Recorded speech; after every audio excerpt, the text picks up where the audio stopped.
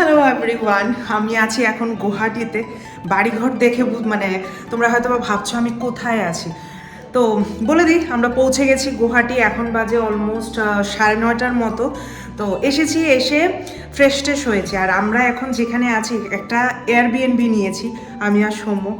রুমটা না খুব মানে ঘরটা খুবই সুন্দর, তোমাদেরকে দেখাই একদম ভেতর, বাইরে থেকে ভেতর অব্দি। ঠিক আছে, চলো।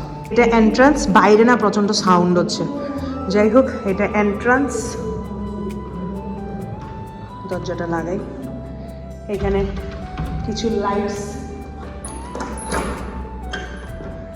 কিছু লাইটস দেওয়া আছে, যেটা রুমটাকে মানে সত্যি খুব মানে সুন্দর করে তুলেছে। আর this is the drawing room. এটা একটু এলোমেলো হয়ে আছে, কিছু করার নেই, আমরা মাত্র ঢুকেছি, ঘরে ঢুকে ব্যাগ ট্যাগ রেখেছি। এখানে একটা ডাইনিং টেবিলের ব্যবস্থা করা হয়েছে, যেখানে সৌম্য ট্রলি রেখে গেছে। আর এরই পাশে বেডরুম। বেডশিটটা দেখে বুঝতে পারছো এটা আমার বেডশিট, কারণ আমি বেডশিট বাড়ি থেকে নিয়ে এসেছিলাম। তো সেটাই আর কি। এটা একটা কুইং সাইজ বেড দিয়েছে আমাদের। এসি আছে, যা এখন আমাদের দরকার নেই। এই যে বেড, তারপরে এখানে একটা আলমারির মতো দেওয়া আছে, যেখানে একটা আয়না, দেন একটা অ্যাটাচড বাথরুম আছে। ঠিক আছে, অ্যাটাচ বাথরুম আছে। তো এতটুকু পোর্শন তোমাদেরকে দেখালাম। এবার যাই আমি এই রুম থেকে এই দিকে। এখানে একটা রান্নাঘরের ব্যবস্থা আছে। এখানে সব কিছু অ্যাভেলেবেল, যা যা তোমার নিত্যদিনের প্রয়োজন।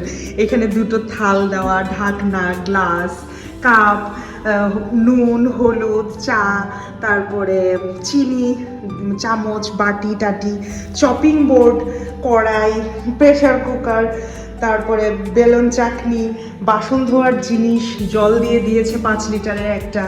তারপরে এখানে গ্যাস আছে, স্টোভ আছে, পিউরিফায়ার আছে, বাট পিউরিফায়ারটা মেবি কাজ করে না আপাতত, আমি যতটুকু বুঝতে পারছি। বেসিন, বাসন ধোয়ার জিনিস, এভরিথিং দেওয়া আছে। ঠিক আছে, একটা ফ্রিজ আছে, যেটা খুবই ভালো কন্ডিশনে।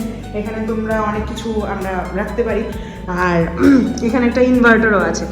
ঘরটা না দেখে বোঝা যাচ্ছে ওরা আগে এখানে থাকতো। ইভেন আমরা এখন যেখানে আছি সেটা 2nd ফ্লোর, আর মালিক 1st ফ্লোরে থাকে। ঠিক আছে, একজন মানে হাজব্যান্ড ওয়াইফ, ওল্ড এজ ছেলে আছে, ছেলে বেবি বাইরে বাইরে থাকে। তো এটাকে এয়ারবিএনবি হিসেবে অনলাইন ওরা এভাবে দেয় আর কি। যাই হোক, এখন অবধি কিন্তু ঘর শেষ হয়নি। রান্নাঘর দেখালাম, সামনে আরেকটা রুম আছে, তোমাদেরকে দেখাই। এখানে একটা ওয়াশ বেসিন আছে হাত টাত ধোয়ার জন্য, এখানটা আয়না লাগানো। এখানে আরেকটা রুম আছে, এটাকে তোমরা বেডরুম বললেই বলতে পারো, বাট এখানে একটা জাস্ট একটা সোফা চেয়ার দেওয়া। এখানে একটা অ্যাটাচ বাথরুম আছে, গিজার দেওয়া। এই যে গিজার দেওয়া, আমি এখন মাত্র স্নান টান করে বেরোলাম। এখানে জানলা এখন তো রাতের বেলা বেশি একটা খুলতে চাইছি না, আমি সকালে উঠে তোমাদেরকে দেখাবো। আর এদিকে একটা বালকনি আছে, এই যে একটা সুন্দর বালকনি আছে, কালকে সকালে তোমাদেরকে ভিউ দেখাবো। আমিও জানি না কেমন ভিউ আসবে এটা দিয়ে। তো এই হলো এয়ারবিএনবিটা, খুবই সুন্দর এয়ারবিএনবিটা। আমরা তো জাস্ট দুজন থাকবো, দুদিন, আজকের রাতটা থাকবো আর কালকের রাতটা থাকবো, কালকে সারাদিন আর রাতটা থাকবো। পরদিন সকালবেলা তো আমরা যে যার মতন বেরিয়ে যাব। সৌম্য চলে যাবে এখান থেকে হায়দ্রাবাদ, আর আমি চলে যাব এখান থেকে ডিরেক্ট আগরতলা। ঠিক আছে, তো সেই আর কি। তো তোমাদেরকে আমি ডিটেলসে বলি যে আমরা অ্যাকচুয়ালি গুয়াহাটিতে এসছি কেন। গুয়াহাটিতে আমরা এসছি এই জন্য যে আমাদের যে গাড়িটা আছে, গাড়িটা হায়দ্রাবাদ তো পাঠানো হবে, যেহেতু আমরা হায়দ্রাবাদে শিফট হচ্ছি, তো সেজন্য গাড়িটাকে পাঠানো হবে। তো আমরা যে প্যাকার্স অ্যান্ড মুভার্সের সঙ্গে কথা বলেছি, ওনারা বলছেন যে আগরতলার থেকে বা ত্রিপুরার যে কোনো জায়গা থেকে গাড়ি এমনভাবে ওই যে কি বলে না, গাড়িগুলো যে নিয়ে যায়, বড় বড় ক্রেন টাইপের গাড়িগুলো থাকে, ওইগুলোর মধ্যে গাড়ি ঢুকিয়ে নিয়ে যায়, এমন কোনো ব্যবস্থা নেই। তো আগরতলার থেকে গুয়াহাটি অবধি ওরা যে কোনো ড্রাইভার দিয়ে বা প্যাকার্স অ্যান্ড মুভার্সের যে কোনো ড্রাইভার দিয়ে গাড়িটা চালিয়ে নিয়ে যাবে গুয়াহাটি। দেন গুয়াহাটির থেকে গাড়িতে উঠিয়ে এবার ডিরেক্ট হায়দ্রাবাদ। তো ও হচ্ছে ওর কলজার টুকরা গাড়ি, ও গাড়ি নিজের গাড়ি, ও কারোর হাতে দেবে না, ও আমার হাতেও দেয় না কোনোদিন। তো ও কারোর হাতে দেবে না, সেজন্য আমরা ভেবেছি যে আমরা আগরতলার থেকে গাড়ি চালিয়ে গুয়াহাটি নিয়ে যাই, দেন আমরা এটাকে গুয়াহাটি থেকে আমরাই হায়দ্রাবাদ পাঠাবো প্যাকার্স অ্যান্ড মুভার্সের দ্বারা। তো সেই জন্যই আমাদের গুয়াহাটিতে আসা, তো সেটাই আর কি।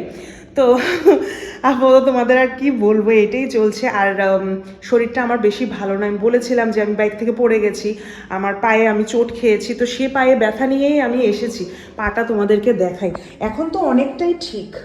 এই যে দেখো, আমার নখটা উল্টে গেছে, আমার পায়ের এই জায়গাটা না পুরো চাকার মধ্যে ঢুকে গেছিলো, তো বেশি একটা ব্যথা পাইনি, নখটা থাকাতে বেঁচে গেছি, কারণ নখটার মধ্যে না এটা স্লিপ করে গেছে, স্লিপ করে আঙ্গুলটা চাকা থেকে বেরিয়ে গেছে, বাট পাটা ফুলে আছে, বুঝতেই পারছো। এটা আমার নর্মাল পা আর এটা আমার অ্যাবনর্মাল পা। যাই হোক, নেল পালিশ পরারও সুযোগ পাইনি, তো সেই আর কি। তো এখন 9:30 বাজে, সৌম্য গেছে বাইরে, ওর হয়েছে নানা রকমের বাহানা। এই রান্নাঘর দেখে ওর এখন মাথায় ঢুকেছে ওখানে রান্না করবে। ঠিক আছে, বাজারও সামনে, আর গুয়াহাটির সব কিছুই আমরা চিনি জানি, এত বছর ধরে এখানে থেকে গেছি, তো একটা আছে না, একটা অ্যাটাচমেন্ট তো থেকেই যায় একটা জায়গার প্রতি। তো বাইরে গেছে একটু মাংস একটু চাল নিয়ে আসতে, তো ও বলছে ওই নাকি রান্না করবে। আমার তো শরীর ভালো না, ঠিকভাবে দাঁড়াতে পারি না, তো বলছে ওই রান্না করবে। আমি ঠিক আছে, অনেক দিন পর এত লম্বা জার্নি করেছি। তো আগে তো এখানে যেতাম ওইখানে যেতাম, ত্রিপুরায় ঢোকার পর থেকে 2 বছর কোথাও যাইনি, আমরা কোথাও যাইনি, তো একটু ধকল পড়েছে, সেই আর কি। সৌম্য মেবি চলে এসছে। লাগাইনি আমি দরজা, লাগিয়েছি তো, লাগানোর পরে বাবু, তারপর আমি বাইরে গেছিলাম না, তারপর আমি লাগিয়েছি, তারপর আর হয়নি, জানো তো। কি এনেছো? যাও বাবু, রান্নাটা করে ফেলো। ছান টান করে ফেলেছি আমি।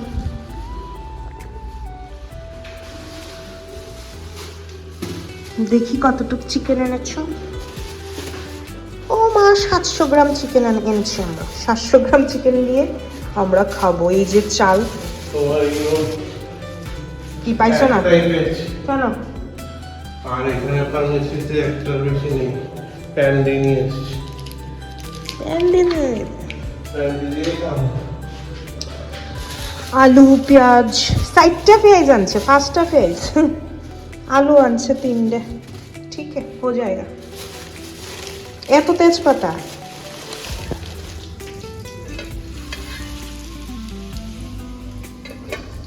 আলু ভাজা চলছে। আর এখানে না কি সুন্দর বিহুর ওদের বাড়িতে বিহুর ফাংশন হচ্ছে না বাবু, এখন তো ওদের মাঘ বিহু।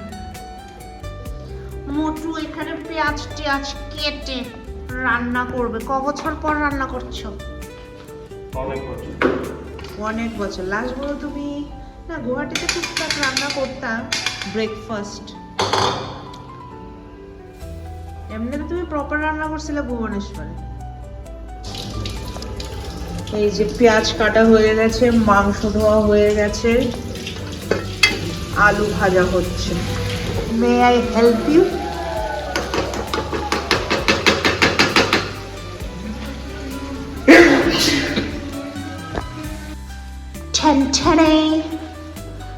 আমাদের ডিনার রেডি। এই যে মাংস, কষা কষা মাংস হয়েছে, আর এই যে ভাত। কই গেলে? আসো। ভালো হয়েছে, আমি খেয়ে দেখেছি। লেগ পিস,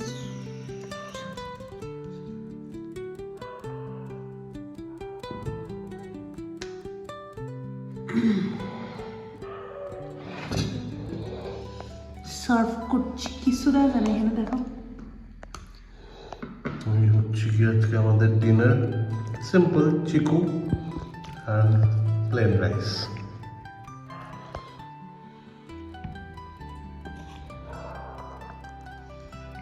সিম্পল কিন্তু খুব ভালো হয়েছে আজকে। মোটু রান্না করেছে অনেক বছর পর চিকেন। ভাতকে দেখে ভাত পাচ্ছি, ভাত দেখো, ভাত খাবো না, খালি খালি মাংস খাবো নাকি? আজকে হাতা মাতার খুব অভাব ঘরের মধ্যে, জিনিসপত্র যা আছে তা দিয়ে কোনো রকম সারানোর চেষ্টা আর কি। না, খাওয়া শুরু করো, লাগলে দেওয়া হবে। তো এই যে আমরা ডিনার শাড়ি খেয়ে দেখি, হ্যাঁ বলি কেমন হয়েছে তোমাদের, একটু খাই। মোটু এমনই রান্না করে যে কড়ার মধ্যে সব কিছু দেওয়ার পর আর নাড়াচাড়াই করতে পারে না, ওই সময় আমার দরকার পড়ে আর কি।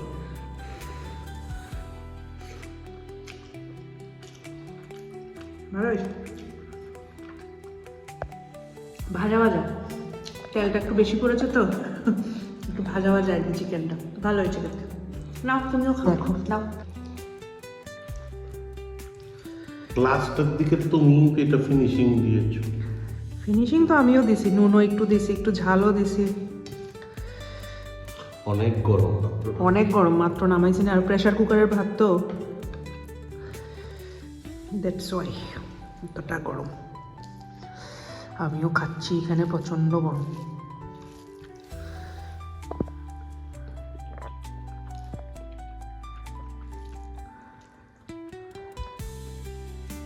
কেমন?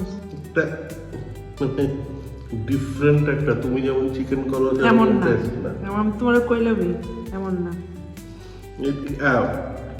একটা জিঞ্জার গার্লিক পেস্টের বাজারে কিনা জিঞ্জার গার্লিক পেস্টের একটা গন্ধ, ওটা তো এই গন্ধগুলো আমি আগে চেন্নাইয়ের চিকেনে পেতাম, কারণ ওখানে তো আমরা জিঞ্জার গার্লিক পেস্ট দিই। ভালো হয়েছে কিন্তু, ভাজা ভাজা টেস্ট। এমনিতে ভালো হয়েছে, বাট একদম বাঙালি ঘরের যে চিকেনটা সেরকম না।